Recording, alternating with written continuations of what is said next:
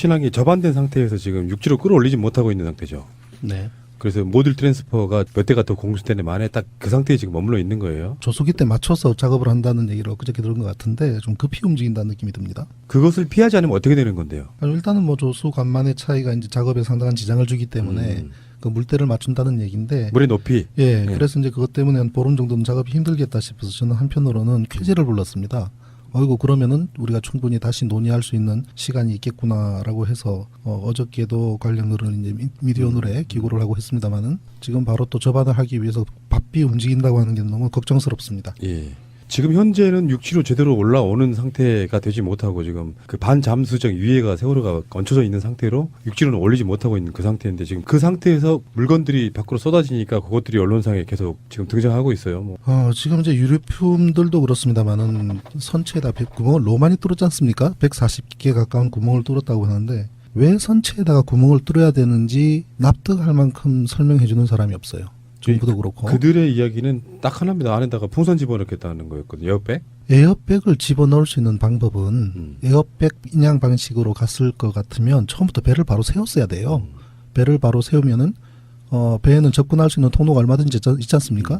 그쪽을 통해서 에어백이라는 거는 공기가 들어있는 그런 상태의 에어백이 아니라 아무것도 없는 상태의 빈 에어백을 집어넣고 거기에다 공기를 주입하게 된단 말이에요. 우리가 자동차 타이어를 예를 든다면 보통 38기압 정도 되거든요. 근데 물 밑에 10m 같으면 1기압이라고요. 10m 되면 2기압이 되죠. 20m, 30m 되더라도 2기압, 3기압밖에 안 되기 때문에 육상에서 얼마든지 펌핑해가지고 에어를 공급할 수가 있습니다. 그래서 에어백을 빈 백을 집어넣어서 거기다가 공기를 주입하는 방식을 쓸 것 같으면 선체를 바로 세우고 난 뒤에 그 작업을 했어야 되는데 그거를 감안을 해서 구멍을 먼저 뚫었다? 결국 지금 유류품이라든지 유골이라든지 만약에 멸실이 되거나 유실이 되었다 그러면은 어떻게 할 겁니까? 그때 가서 구멍 뚫었기 때문에 유실될 수밖에 없었다. 그 말밖에 더 하겠습니까? 근데 그 대표님께 궁금한 게요. 이런 지점이었거든요. 세월호 밑으로 로프 같은 거를 여러 개를 집어넣어가지고 양쪽 바지선이 그걸 끌어올리는 작업이었잖아요. 그 상태에서 세월호를 세워서 인양하는 방법은 전혀 없었을까요? 지금 현재 인양한 방식 자체가 문제인데 말이죠. 그게 이제 어떤 방식이냐면 고대 유물을 인양하는 방식입니다. 아하. 즉 이제 만약에 배를 선체를 바로 세웠을 때에 선체가 부서지거나 부분적으로 훼손이 되거나 그죠? 뭐 몇백 년, 몇천 년 된 그런 목선 같은 경우를 한번 상상을 해보십시오. 그죠? 함부로 건드리기 힘들잖아요. 그런 경우는 현재 상태 그대로 두고 배 밑으로 그 뻘을 파고 들어가서 그쪽으로 해서 올리는 방식이 고대 유물을 인양하는 방식이거든요. 그런데 철선으로 되어 있는 스틸십 이런 배들은 구조 강도가 굉장히 강하기 때문에 지금은 뭐 3년이 지나서 많이 녹이 났다고 합니다만 인양 초기에는 우리가 얼마든지 금방 할 수 있는 작업 아닙니까? 그럼 배를 바로 세우는 거는 기본이에요. 일단 선박은 바로 세워야 구조 강도 자체가 다릅니다. 왜냐하면은 선박은 한번 상상을 해보십시오. 모든 화물이 이 배 같은 경우는 화물창 안으로 들어가죠. 그다음에 이제 그 갑판 위에도 올라가죠. 그리고 모든 무게를 위에서부터 받기 때문에 더블 바텀이라 그래가지고 그 선저 바닥 같은 경우는 제가 옛날에 조선소에서 감독할 경우에 더블 바텀 요것 중에 보통 36mm 철판 36mm 같으면 3.6cm 아닙니까? 그죠? 그 정도 철판을 씁니다. 25,000톤급 컨테이너 같은 경우에 세월호는 그보다는 좀 작겠습니다만은 그리고 이제 그에 비해서 옆에 있는 판은 18mm 정도 22mm 정도 그 정도로 거의 절반보다 조금 3분의 2 수준 그 정도로 얇습니다. 그리고 이제 물성 자체가 틀려요. 더블 바텀 쪽 아래쪽에 있는 철판들은 하이텐사일 스틸이라 그래가지고 열 처리를 하죠. 철판을 열 처리를 하게 되면은 상당히 인장 강도가 강해지는 그런 철판이 됩니다. 그래서 쉽게 잘 부러지지 않고 그다음에 이제 어떤 외력에 강한 그런 물성을 가지는 당연히 가격이 비싸죠. 그런 하이텐사일 스틸을 선저 외판에는 쓰게 되는데 현 측에는 마일드 스틸을 씁니다. 마일드 스틸이라는 것은 보통 연강 일반 처리죠. 그러니까 열 처리가 안 돼 있기 때문에 녹도 잘 나지만은 쉽게 또 이제 부서질 수도 있는. 오늘 이제 여기 오는 동안에 미디어오늘 조현우 기자님 전화가 와서 외판에 손상이 난 것이 발견됐는데 이것이 어떤 건지 모르겠다라고 해서 일단은 운전 중이기 때문에 한번 사진으로 보내봐달라 그랬어요. 핸드폰으로.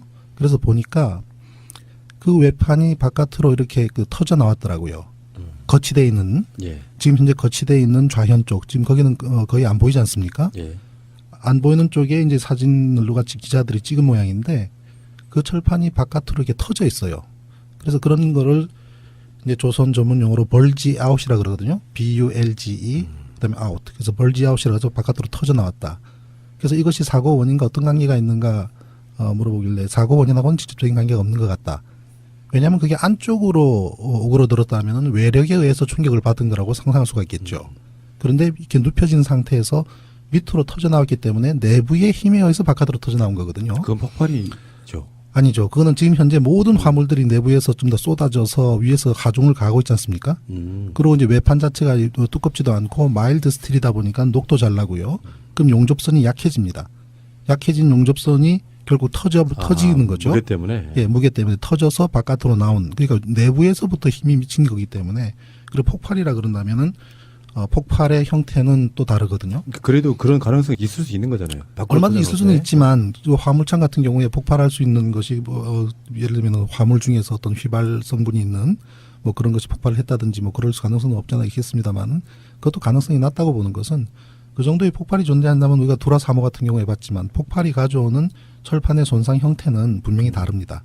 그래서 제가 그 사진을 봤을 때에 내부에 있는 화물이 쏟아짐으로 인해서 바깥으로 이제 철판이 터져 나온 것 같다. 그리고 사고 원인 세월호 침몰 사고 원인과는 직접적인 관련이 없는 것 같다. 없어 보인다. 아직까지는. 예, 그렇게 코멘트를 했습니다만은 아무튼 그런 것도 배를 바로 세우지 않았기 때문에 지금 나타나는 현상이거든요.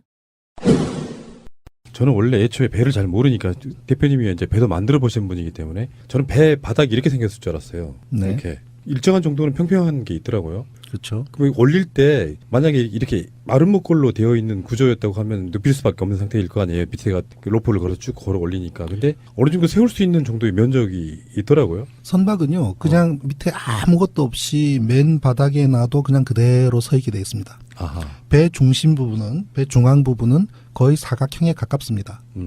중앙의 아래쪽은 둥근 유선형을 띠고 있지만 전체적으로는 사각형 모양을 띱니다. 중앙 부분이.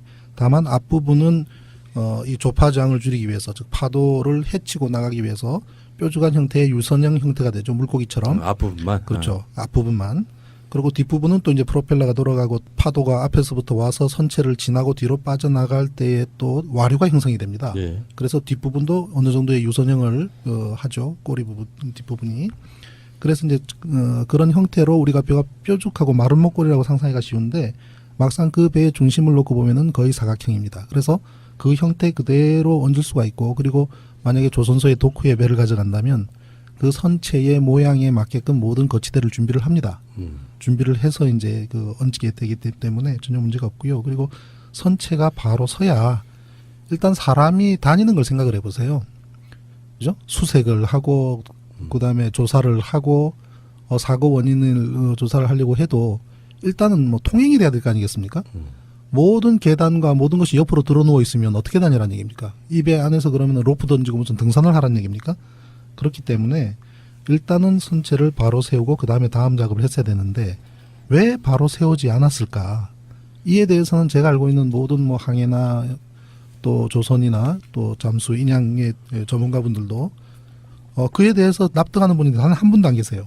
그렇죠. 그러게 왜 그럴까? 가까운 친척분이 조선소에서 40년 근무하신 분이 계세요. 그분 세월호 사건 때부터 뭔가 이상하다고 하셨거든요. 배가 저렇게 무너지는데 갖다 받치면 되는 건데 왜 갖다 받치질 않아가지고 배가 무너지게 만드는지도 이해가 안 된다고 했고요. 그렇죠. 결국은 이제 그렇게 배를 바로 세우지 않는 것은 우리가 거꾸로 역발상으로 생각을 해본다면은 인양이 어렵고 시간도 오래 걸리고 그리고 이제 수색하기도 불편하고 조사하기는 더더욱 어렵도록 만들 목적이었을까라고 예. 생각할 수밖에 없는 것은 이 사고의 초기에 우리가 왜 구조하지 않았는가, 구조를 못한 것이 아니라 구조를 하지 않은 것이라는 걸 우리는 분노를 하지 않았습니까? 그거하고 맥이 다 있는 거죠, 결국은. 네. 그러면은 지금 그 대표님이 얽혀 있는 재판도 받고 있는 천안함 사례에서 가라앉은 배에 거의 FM적인 방식으로 끌어올렸다면서요. 그 소개 좀 해주십시오. 그렇죠. 천안함을 한번 생각해 보십시오. 천안함이 2010년도 사건인데 그 4년 뒤에 세월호 사고가 터졌죠. 천안함 함수가 올라오는 거를 누구나 다 기억할 겁니다. 그죠? 어떻게 올라왔습니까? 곧바로 그렇죠. 세워서 그대로 크레인에 걸어서 올라왔습니다. 쪼개진 상태로 이렇게. 네. 그게 FM 방식이에요. 천안함 사건에 대한 이제 진상 규명이나 조사 결과에 대한 정부 그리고 국방부 그리고 해군의 발표는 거짓으로 점철이 되어 있습니다만은 함수를 인양하는 방식만큼은 깔끔하게 FM대로 했습니다. 또 함의는 또 다릅니다. 그래서 함수가 그러면 바닷속에 어떤 상태로 있었을까요? 오른쪽으로 90도 누워 있었습니다. 그래서 배를 건져놓고 보니까 배 오른쪽 우연 중간에 커다란 돌멩이가 그대로 옆구리에 박혀 있는 것으로도 증명이 됩니다. 그래서 90도 누워 있었거든요. 그거를 바로 세웠습니다. 그게 맞는 거예요. 물 속에서 이 움직임은 굉장히 쉽지 않습니까? 우리가 단순히 목욕탕 가서 한번 생각을 해보세요. 수영장이나 몸이 얼마나 가볍습니까? 물 속에서. 그 상태에서 세우는 거는 굉장히 쉬운 일이죠. 우리가 그걸 뭐라 그럽니까? 부력이라 그러지 않습니까? 부력 공식 아세요? F 이퀄 로 V. 그죠? 여기서 로는 비중을 뜻하는데 비중은 바닷물 비중이 얼마입니까? 1.02요. 하고 계시죠? 네. 아니 그게 아니라 저한테는 쓸모가 없는 정보이기 때문에 알 필요가 없었습니다. 그래서 그 부피와 이 비중을 곱한 만큼의 부력이 네. 생기기 때문에 그 부력만큼 이제 선체를 가볍기 때문에 우리는 물 속에서 배를 바로잡는 것은 가장 기본 중에 기본이다. 예. 그리고 천안함 함수가 그렇게 바로 세워서 올라온 것은 정말 FM대로 했다. 근데 함의는 또 달라요. 왜냐하면 한미는 그 장관 천안함 얘기도 지금 천안함 세워로 왔다 갔다 해야 되겠습니다만은 말씀드리면은 크레인으로 올린 후에 어딘가로 데리고 이동을 해요. 일단 올리는 방식은 바로 FM대로 올렸습니다. 올렸는데 물 위로 올렸으면 바지선에 얹어서 가야 되는데 가지 않고 어디론가 이동하자고 그럽니다. 그러니까 인양업자가 그래요. 이게 사실 내일 천안함 재판이거든요. 그리고 내일 나오시는 증인이 88 수중개발의 사장이세요. 1심에서는 안 나오고 병원에 입원하고 그렇게 하다가 이제 항소심에서도 불출석 사유서를 내고 했다가 결국 계속 부르니까 이제 내일 법정에 나오게 되는데 이 방송은 아마 내일 지나서 나오게 될 거니까 그때는 재판이 끝나 있을 겁니다. 근데 이제 그때 그 주요 쟁점이 뭐냐면 왜 저수심으로 이동을 했느냐. 배를 들어 올렸으면 두 가닥으로 잘 걸어 올렸어요. 한미를. 그러면 바지선이 옆에 대기하고 있었으니까 바지선에 얹어서 바로 평택으로 가면 됩니다. 그런데 국방부가 해군 측에서 아니다. 저쪽으로 좀 옮기자 그래요. 그래서 왜 옮기냐 그랬더니 케이블이 약해 보이니까 하나 더 걸자 그래요. 그러니까 그 88 수중개발의 부사장이 그 사장님의 아들인데 32살 당시에 이게 무슨 소리냐고. 우리는 그냥 얹어서 가면 된다. 이거 일반 상선 같으면 부산말로 가짜는 일이다. 그리고 인양업계의 상식이다라고까지 이야기를 합니다. 그런데도 굳이 저수심 쪽으로 가자고 합니다. 국방부가. 그럼 결국은 가요. 가서 4월 12일, 13일, 14일, 15일, 5일 동안 머물다가 16일 날 이동을 합니다. 그거는 한미를 이동한 천안함 사건에서 굉장히 핵심적인 부분인데요. 어디로 이동을 했느냐. 시신 46구가 있는 한미를 데리고 저수심지대로 간 곳이 제3의 부표 인근 저수심 지역으로 이동을 합니다. 거기서 무엇을 했을까? 어떤 작업을 했을까 하는 것이 내일 재판의 주요 쟁점이고요. 간략하게 말씀드리면 그 날짜 닷새 중에서 중간된 날짜에 미군은 엄청나게 바쁘게 움직입니다. 단 그때 해상 상태가 나쁘다는 이유로 한국군은 케이블 거는 작업 외에 어떠한 작업을 한 흔적이 없습니다. 그리고 작업자들도 다 손을 넣고 있는데 미 칠함대 홈페이지를 보면 헬기가 뜨고 잠수부들 동원하고 보트가 왔다 갔다 하고 그다음에 바이탈 체크라 그래죠. 잠수부들 물속에 들어갔다 나오면은 이 혈압 체크하고 하는 거 있죠. 그 체크하고 하는 모든 사진이 고스란히 미 칠함대 홈페이지에 날짜까지 그대로 적혀 있습니다. 도대체 그 날짜 미군은 거기서 무슨 일을 했을까? 제3의 부표와 관련된 그것이 사실 천안함 사건의 가장 중심적이고 지금까지 드러난 많은 증거에도 불구하고 드러나지 않는 증거 중에 하나가 천안함을 잡아들인 그 녀석, 그와 관련된 거기에는 천안함 한미의 이동이라고 하는 중요한 문제가 있습니다. 그래서 그때 뭐 천안함 함수와 한미 인양을 이야기를 하다 보니까 여기까지 왔는데요. 근데 그때 사건의 어떤 재판 비슷한 스킬이 좀 동원되는 느낌도 좀 있고요. 그렇죠. 그러니까 시간 끌기와 핵심 가리기가 좀 들어있는 거잖아요. 지금 미수습자만 중요하고 나머지 증거 훼손이나 이런 것들에 대해서는 사실상 신경 쓰지 마 이렇게 가는 분위기가 있는 것 같고. 천안함 사건하고 세월호 사건하고 가장 쌈 쌍둥이처럼 똑같은 부분이 하나가 있습니다. 이게 뭐냐면 우리 세월호 사건에서 구조선들이 옆에 왔음에도 불구하고 어떠한 구조 활동을 하지 않은 정황, 그죠? 예. 심지어 가까운 인근에는 목포에만 하더라도 그 해군 3함대 고속정이 수십 대가 있단 말이죠. 고속정 보통 인원이 20명에서 30명이에요. 고속정 10대만 달려와도 시속 45km로 45 놔두면 시속 70km 가까운 속도로 달려와도 1시간 이내에 달려와서 300명의 해군이 한 사람당 한 명씩만 구조해내도 304명 구조도 다 하는 거 아니겠습니까? 그런데도 해군에서는 출동을 안 했어요. 심지어 해군 참모총장이 구조를 위해서 만든 통영함을 출동 명령을 내렸는데 누군가가 막습니다. 그리고 또 출동 명령을 내렸는데 또 막았죠. 항명이란 말이죠, 그거는. 그러니까 결국은 그 황기철 해군 참모총장은 나중에 괘씸죄 걸려가지고 또 고소당해서 방산 비리로 고소당해가지고 결국 구속까지 됐죠. 근데 무죄로 풀려났어요. 그런 모든 정황에서 우리가 볼 수 있는 것은 구조를 하려고 했던 어떤 의도도 우리가 발견하지 못했지 않습니까?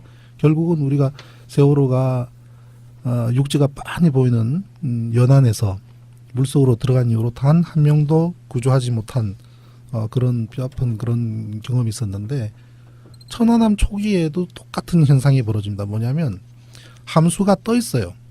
우리가 모든 사람들이 함수함미가 분리되고 난 이후에 바로 가라앉았다고 생각들 하시는데 아닙니다. 16시간 22분 동안 함수가 떠 있었습니다. 네, 둥둥 떠 있었어요. 인근에. 예, 그러고 이제 그 옆을 해경정이 지키고 있으면서 계속 패트롤을 하고 있었어요. 그런데도 우리 국방부는 공식적으로 함수에 대해서는 언급도 하지 않습니다. 그리고 계속 배를 찾고 있다고 거짓말을 합니다. 근데 현장에서는 그 배를 지키고 있고 해군작전사령부에서는 계속 그 배를 추적해서 위치를 계속 현장에 통보해 줍니다. 그 해군작전사령부의 심승석 중장이 법정에 나서 증언을 했어요. 우리는 그 배가 물속으로 들어갈 때까지 계속 위치를 추적했고 현장에 보내줬다. 그리고 16시 22분 후에 천안함 함수는 다시 물속으로 사라집니다. 왜 그랬을까요? 천안함 사고를 일으킨 그 물체, 즉 그 천안함과 충돌을 일으킨 그 물체, 거기에 바빠서 한국의 함수와 한미는 첫 이틀 동안 거들떠보지도 않았습니다. 한미 같은 경우는 46명이 그때 실종된 상태였죠. 그래서 해군이라 그러면 누구나 한미처럼 물속으로 빠지면 한미는 거의 이 에어포켓 공간이 없거든요. 바로 엔진룸이라고 하는 무거운 중량의 기기가 들어있는 데다가 침실이나 이런 사무구의 공간도 적어서 물속으로 들어가면 그냥 들어가서 물이 가득 차버립니다. 생존의 여지가 없었다. 그렇죠. 그래서 한미는 생존의 여지가 없다고 생각을 했고, 함수 같은 경우는 함장부터 해서 전부 다 갑판 위에 올라와서 있다가 구조됐죠. 구조되면서 함장이 뭐라 그랬냐면요. 함장도 참 과실이 큽니다. 내가 마지막이다 그러면서 해경정이 올라탔어요. 내부 수색을 해서 더 이상의 안에 생존자가 없다라고 이야기를 한 것은 중대한 잘못이에요. 그런데 결국 그 함수를 우리가 인양을 했을 때 시신이 발견됐습니다. 누구냐? 박성균 하사. 보수 하사인데요. 배는 밤에 당직을 쓰기 때문에 보수 하사가 당직 페트롤을 쓰다가 돌다가 함수 쪽은 작전부나 갑판부나 이쪽 그 항해 관련된 파트가 주로 침실이 있고, 한미 쪽에는 기관 파트가 있습니다. 기관 보수, 전기 그런 쪽 파트가 있는데, 함수 기관 쪽에 있는 보수 하사가 함수 쪽에 왔기 때문에 거기서 갇혀버린 거예요. 그런데 함장은 인원 체크를 하니 함수 쪽에 있는 침실을 사용하는 사람들이 전부 다 올라와 있으니까 더 이상의 생존자가 없다고 판단을 해버린 거예요. 그러면서 내가 마지막이다라고 이야기를 했고, 상부에서도 그렇게 판단을 했기 때문에 함수가 떠 있었어도 그 안에 생존자가 있을 가능성을 생각을 못한 거예요.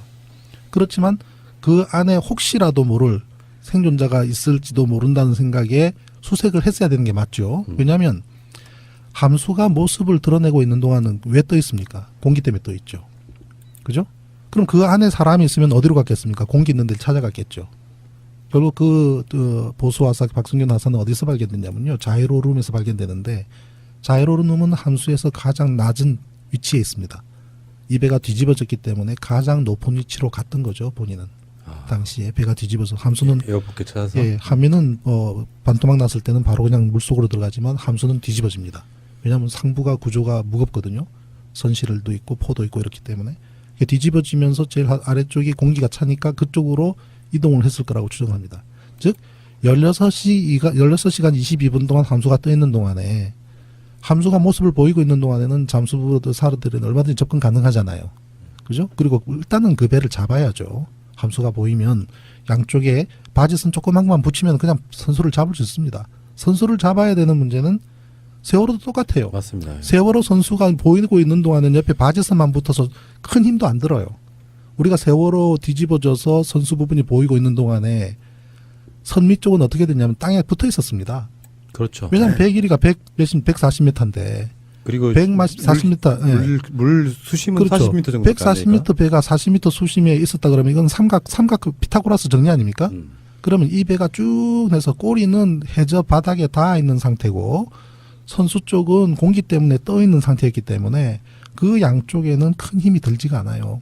바지선 2개만 달려가서 딱 붙여만 놔도 얼마든지 그대로 유지할 수 있고 그 상태에서 계속 공기를 주입을 하든지 아니면 위쪽으로 잠수부들이 접근을 해서 바로 구조 작업을 할 수 있었음에도 불구하고 그냥 가라앉도록 내버려뒀죠. 그런 부분들이 천안함의 초기 상황과 그대로 4년 뒤에 세월호에서 반복되는 것을 우리가 경험을 했습니다.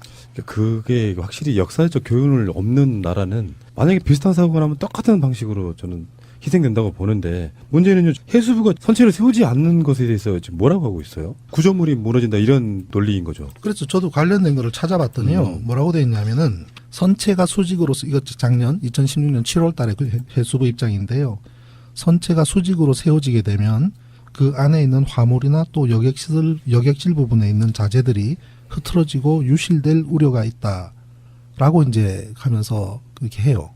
그런데 그것은 말이 안 되는 것이 뭐냐면 일단 그 기사 밑에 달린 댓글 하나 소개할게요. 항적사수라고 하는 블로거가 코멘트를 한 건데요. 수직으로 세운다고 왜 유실의 우려가 있을까? 뒤집히는 것도 아닌데 이쪽에서 저쪽으로 횡 이동하는 것도 아니고 단지 제자리에서 방향만 바꾸는 건데 또 옆으로 눕힌 채 인양하면 화물과 자재들이 층층이 쌓인 꼴이 되어 자체로 무너질 수도 있고 수색 자체가 안 되고 매우 위험한 상황이 될 것이다. 똑바로 세울 수 있다면 세우는 것이 최선이다. 어느 정도 움직임이 있겠지만 그건 감수해야 한다. 이미 화물들이 흐트러질 대로 흐트러진 상태이기 때문에 더 이상 흐트러질 수 없고 또 눕힌 채 인양을 한다는 것은 이상하다. 똑바로 세워서 인양하면 선체 수색도 편하고 선체 절단 이유도 없고 똑바로 세우는 것이 기술적으로 불가능하고 위험하다면 모르겠지만 유실 방지를 위해 눕힌 채 인양한 것이라면 말이 안 된다고 코멘트를 하는데 저는 전적으로 동의를 합니다. 저는요 또 다른 이야기인데 우리가 의문을 잘 갖지 않았던 이야기인데 세월호를 세운다고 해서 구조물이 무너진다 그랬잖아요. 어차피 절단할 사람들이잖아. 논리적으로 말이 안 맞는 게 그 안에 생존자가 있는 게 아니잖아요. 어떤 면에서 보면 무너질 수 있다고 생각해요. 일단 그것까지 증거라고 보는 입장이라고 하면 세월호는 세워서 인양하는 게 맞았고 지금이라도 세울 수 있는 거 아니에요? 그죠. 화물이 이제 한쪽에 쏠려 있다고 하더라도 지금 3년 된 뻘하고 같이 엉켜 있겠지 않겠습니까? 그죠? 그래서 물론 육상에 나와 있을 경우는 상당히 더 힘들어요. 왜냐하면은 중량이 상당하기 때문에 한쪽으로 쏠려 있는 엄청난 중량을 무시하고 바로 세우려고 할 때는 상당한 기술이 또 필요할 거예요. 그래서 부분적으로는 현재 이제 그 반잠수식 그게 올려진 상태에서 아주 조그만 크레인을 조그만 이 포크레인들을 이용을 해서 뻘 부분이라도 최대한 제거를 해야 될 겁니다. 뻘이라든지 그다음에 물 같은 거는 자연 배수를 시켜야 되고 그다음에 이제 뻘 같은 거의 경우 또 부분적인 화물은 어느 정도 이제 손을 보거나 해야 되는데 그 상태에서 바로 세워서 일부 엉켜 있는 화물이 옆으로 약간 이동을 한다고 해서 그거는 별 문제가 되지 않는 것이 선체를 바로 세웠을 때에 우리가 얻을 수 있는 이득이 수색 편하고 그다음에 이동이 편하고 그다음에 조사기 편리한 그런 모든 이득이 지금 현재 옆으로 몰려 있는 화물이 부분적으로 쏟아질 수 있는 그거에 보다도 훨씬 상회하기 때문에 바로 세우는 것이 옳다. 근데 그거는 제가 봤을 때는 목포 신항은 그냥 짐 하약하는 곳에 가깝잖아요. 다른 곳으로 갈 수도 있는 방법이 있지 않을까요? 그래서 제가 이제 어저께 미디어오늘에 이제 기고했던 글이 지금이라도 늦지 않았다. 목포 인근의 대형 조선소로 가라는 얘기예요. 왜냐하면 우리가 그 환자 아픈 사람 어디로 갑니까? 병원 가야 되잖아요. 고장난 배는 어디로 갑니까? 조선소로 가야죠. 그럼 이 배를 조선소에서 수리를 해서 다시 운항에 투입할 거냐? 그건 아니죠. 그죠? 그렇지만 이 배를 그러면 우리가 결론적으로 복원할 것이냐 해체할 것이냐의 문제하고 달려 있어요. 무슨 얘기냐면은 이 세월호를 시신 수습하고 미수습자 그 희생자분들 수습을 하고 그리고 이제 사고 원인 조사하고 그러고 난 다음에 이 배를 그대로 복원해서 그대로 어딘가 거치할 것인지 아니면은 완전히 절단을 해서 해체할 것인지의 문제하고 맞닿아 있다고 저는 봐요. 이 배를 해체할 것 같으면 현재 상태에서 그대로 뚝뚝뚝 잘라가지고 나중에 전부 다 고철로 처리를 하면 되죠. 와서 트럭들이 와서 그냥 막 싣고 가면 됩니다. 그게 해체입니다.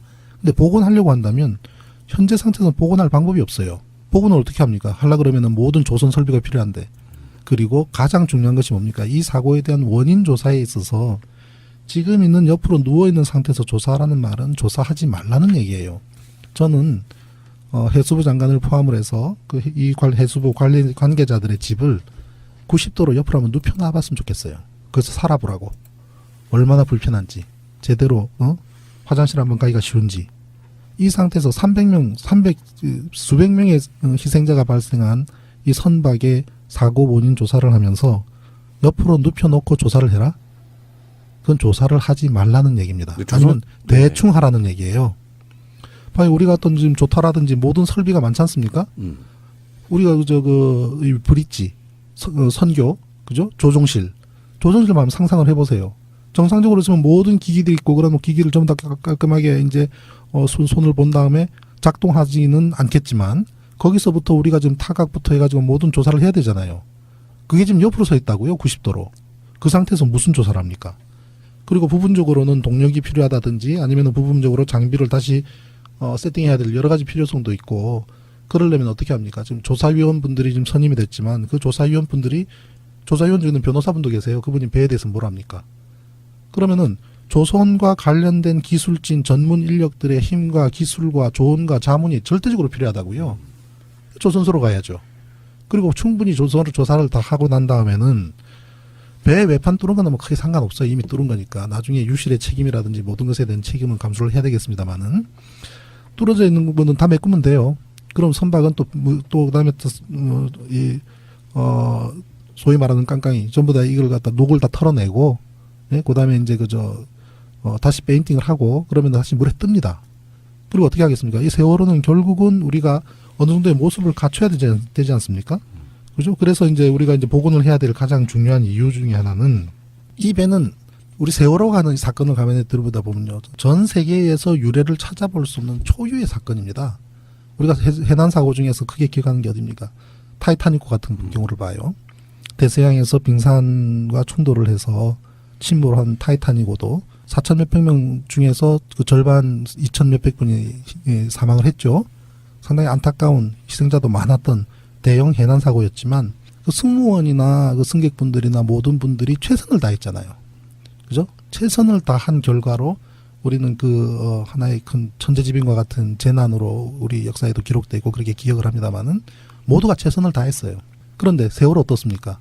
수백 명의 희생자가 발생을 하는데, 연안에서 빤히 보이는, 섬이 보이는 수심 겨우 30-40m밖에 되지 않는 연안에서 배가 전복된 이후로 단 한 명도 구조하지 못한 이런 사건은 말이죠, 공산국가, 전제국가, 독재국가를 포함해서 전 세계 어느 나라도 유례를 찾기 힘들 거라고 저는 단언을 합니다. 자기 나라 국민을 이렇게 구한 데에 부실하고 무능했고, 또는 그것을 방기했던 이런 사건은 존재하지 않습니다. 따라서 네, 우리는 이 세월호를, 이 인재를 우리가 반드시 이 사건을 통해서 교훈을 얻어야 돼요. 그죠? 교훈을 얻으려면 어떻게 해야 됩니까? 학습해야 되죠. 그래서 이 세월호는 영구 보존돼야 됩니다. 그래서 영구 보존될 만큼 반드시 복원이 돼야 되고, 그리고 또 그 안에는 우리가 또 안타깝게 희생된 우리 어린 자녀들 있죠. 그다음에 또 최선을 다했던 분들도 계시지만 결국 고인이 되신 분들도 있죠. 우리가 추모해야죠. 그리고 우리 가족들의 아픔도 위로해야 되고, 서로 기대어 살아가는 그런 희망의 공간으로서의 세월호가 우리 곁에 있어야 된다고요. 그럼 복원해야죠. 복원하려면 어디서 합니까? 현재 상태에서 복원할 방법이 있습니까? 조선소로 가야죠. 육상으로 올려놓으면은 다시 끄집어내는 건 더 힘들어져요. 지금 육상에 올려놓고 엄청난 돈이 들어갔다 그러면서 다시 배를 세우는 것도 어렵다 그럴 것이고, 그리고 나서 다 조사를 대충 해놓고, 그 다음에는 뭡니까? 절단하고 그 다음에 고철로 가져가겠다는 소리밖에 더 나오겠습니까? 그러면은 목포 근방에도 조선소가 있나요? 목포 근방에는 한번 우리가 인터넷으로 목포에는 대불공단이라고 있죠. 네, 대불공단의 조선소 한번 쳐보십시오.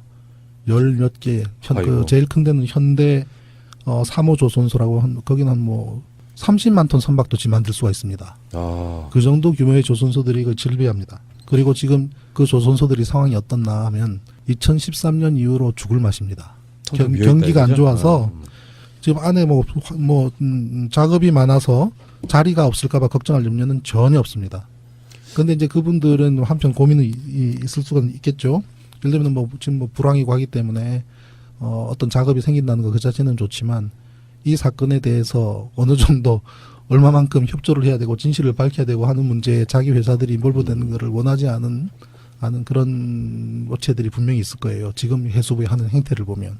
그런 부분들만 잘 컨트롤 된다면 조선소로 가는 것이 가장 바람직한 거죠. 여론이